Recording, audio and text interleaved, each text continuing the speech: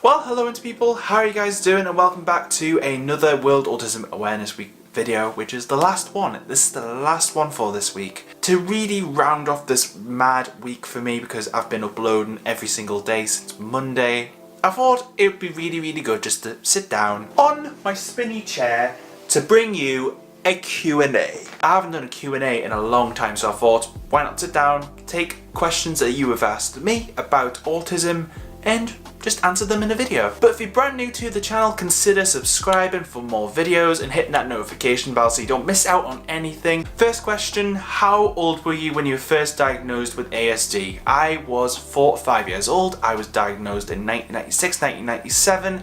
Really, I don't remember the diagnostic process at all because I was so young. To be honest, I will say that being diagnosed as autistic has really benefited me. It's really given me at least a life that I don't feel I would have had if I wasn't diagnosed early on. And for me, it does sadden me when people are diagnosed so late on in life. Not because I'm better than them because I was diagnosed earlier, that's just stupid, but you know, people who have had real troubles in their life, people who've gone through real hardship because they haven't had this diagnosis that they didn't expect or just frankly didn't know. A diagnosis might have really helped them earlier on in life. I can say with definite certainty that I was lucky. I was incredibly lucky. Next question, what is a good way to come out as autistic in the workplace? That's a really good question because in my last job, I came out as autistic to my manager, and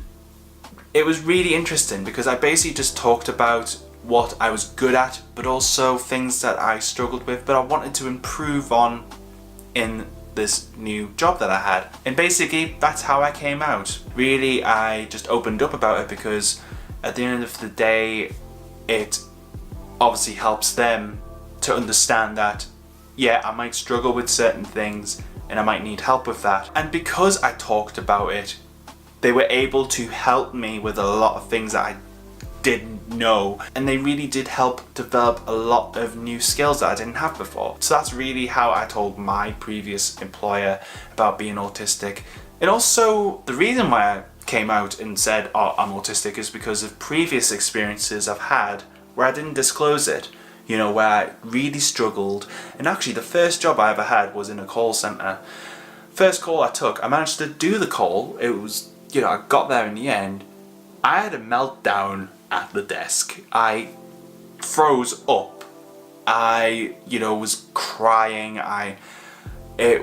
Everyone I felt was looking at me, and like, I don't know, I became really overwhelmed. So really I said to my previous employer, look, I'm autistic. I struggle with like phone calls and all the rest of it, and they helped me develop those skills to make it not easy, because for me taking phone calls and stuff is not easy. They just helped me build strategies and coping mechanisms for me to be able to handle phone calls and the things I do struggle with. I just feel when you're talking about autism with an employer that, you know, might not know anything about autism, I think it's just easier to say like, you know, I'm autistic and these are the things that I struggle with or I am good at, and making it about you rather than giving them the sense of that's what all autistic people are like, because they might have a preconception already, but making it about you can make it a lot easier. What's the most challenging thing you had to face as an autistic teenager? God, teenage years were the best. For me, I think it was really to do with relationships, to be honest. There was a lot of things really with being a teenager that I struggled with. Puberty wasn't one of them, weirdly enough.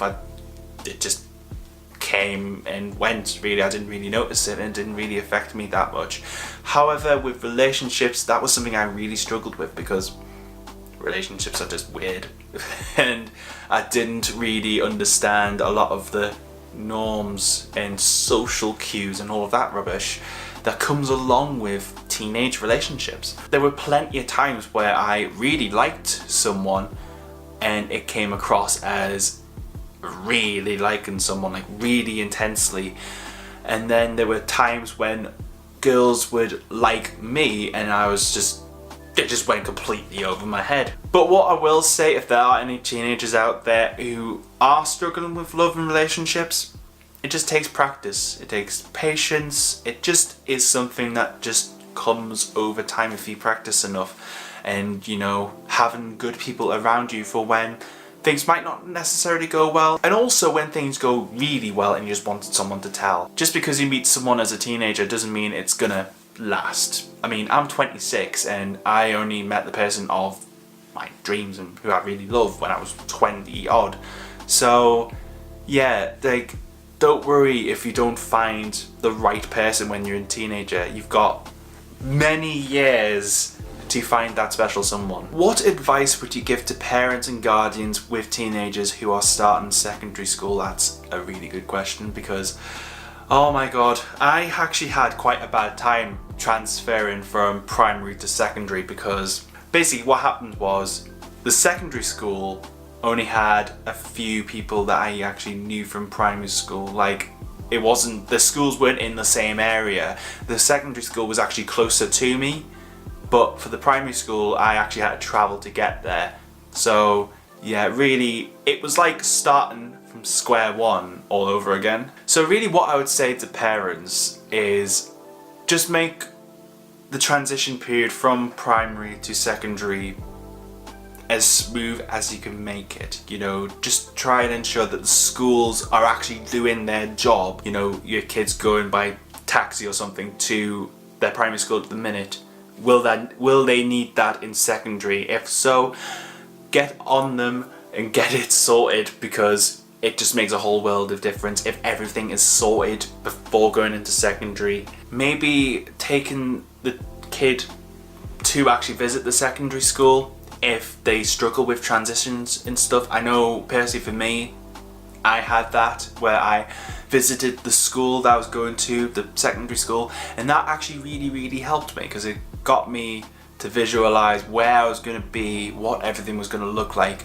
Yes, it was scary, but it wasn't like I was going in the deep end. Like, I had an idea of what I was going to be experiencing. And really that's all I've got for that one. But if you are a parent who has gone through that, you know, that transition from primary to secondary school, and you've got some tips for us, let us all know down below in the comments, because I think it'd be really good for people who haven't gone through that process, but it would be helpful for them in the future. What is the hardest part and what is the best part about being autistic? The hardest part about being autistic for me is this, just the emotional side of it. Like, yes, I can be really happy and that's amazing, but sometimes I can instantly snap and it can be a case I go really angry over something really minuscule. Or like I just get really overwhelmed really quickly, or really stressed over something that can cause a meltdown or a shutdown, for example. And those two experiences in themselves, they're incredibly draining, like after I've come out of it. And for me it's hard because it can affect other people. Like my fiance, for example, if she's had a really good day and then she's, you know, come back to see me in that state, it can be hard for her because she loves me, you know, and I love her, and I want to be this really strong character, but sometimes I'm just not, and the meltdowns happen, and you know, just overwhelming of sensations and just emotions and stuff. It can be really difficult. I wouldn't be me without my autism, but at the same time it is hard. It can be hard sometimes. The best part, however, about being autistic is just the fact that I just think differently. Like, it seems like a really cliche answer, but really, I just really think that's one of the best bits, because yes, I think differently. Sometimes I say things that are different to other people, but to be honest, I just love that part of me, because some really amazing things have happened out of me thinking differently, taking a look at something in a completely different way and manipulating it and just changing it to what it was already conceived to be. I just love it because one, it really helps with these videos, and two, it actually helps other people with their videos sometimes as well. So that's a side of my autism I'm incredibly grateful for. This one's quite interesting. Do you ever wish you weren't autistic?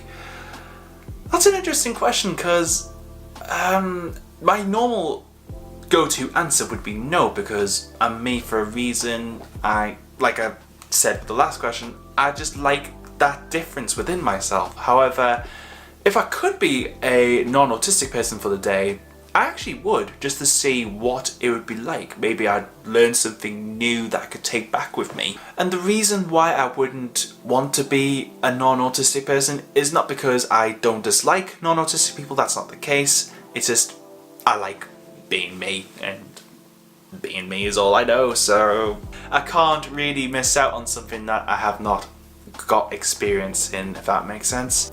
So there you guys go, that is the end of my autism Q&A and the end of World Autism Awareness Week. I've really enjoyed this video actually. If you have any questions about autism, or if you have questions for me personally that you want to see me answer in a video, let me know down below in the comments. Like I say, I would love to do more of these Q&A style videos for you guys, if you enjoy them of course. And really, just to end this, if you've enjoyed this video, or you've just enjoyed this series of videos from this week, just thank you so much for watching them, thank you for engaging, and just thank you so much for, you know, supporting this channel in any way you can. You know, I really do appreciate it. Even if you're brand new to this channel and this is the first video that you've seen, I still appreciate you, so thank you so much. But for now guys, if you enjoyed this video or you just got something out of it, make sure you hit that like button so I know. Or if you want to subscribe for more videos, make sure you do, and hit that notification bell while you're down there as well. Stay you, stay indie. I hope you have a great day, and I'll see you all very soon.